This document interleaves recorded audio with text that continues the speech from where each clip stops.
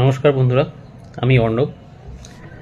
আজকে আমি কথা বলবো এমন একজন মানুষকে নিয়ে, যিনি হলেন আমাদের জীবনের সবথেকে বড় শক্তি, আশা, ভরসা, আশ্বাস, সবথেকে কাছের পরম বন্ধু।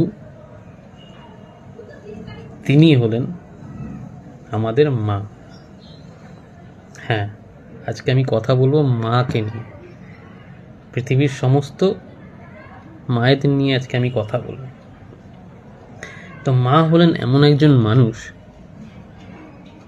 যিনি বিয়ে করে আসার পর থেকে সেই যে সংসারের দায়ভারটা কাঁধে নিয়েছেন, মৃত্যু অবধি সেটা কিন্তু পালন করে চলেন ওনারা।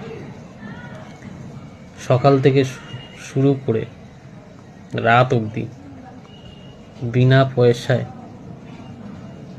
কাজ করা, সংসারের সমস্ত কিছু গোছানো, রান্না করা, সব কিছু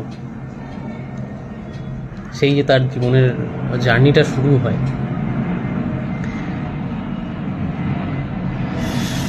স্বামী থেকে শুরু করে সন্তান সবাইকে ভালো রাখার দায়িত্ব উনি নিয়ে নেন। তো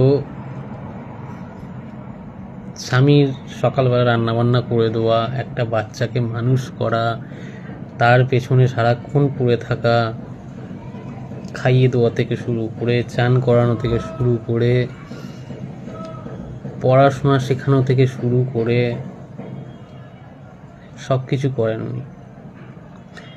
ইনফ্যাক্ট ওনার লাইফের সমস্ত রকম স্যাক্রিফাইসটা উনি ওনার সন্তানের জন্য করেন।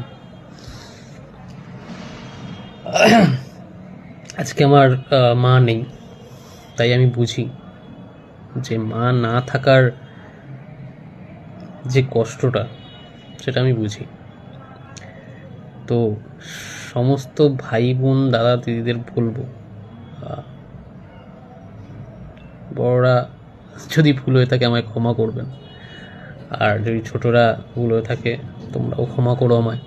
কিন্তু আমি বলবো যে এই যে আমাদের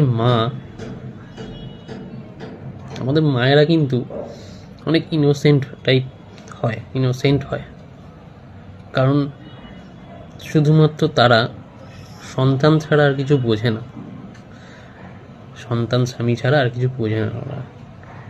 তো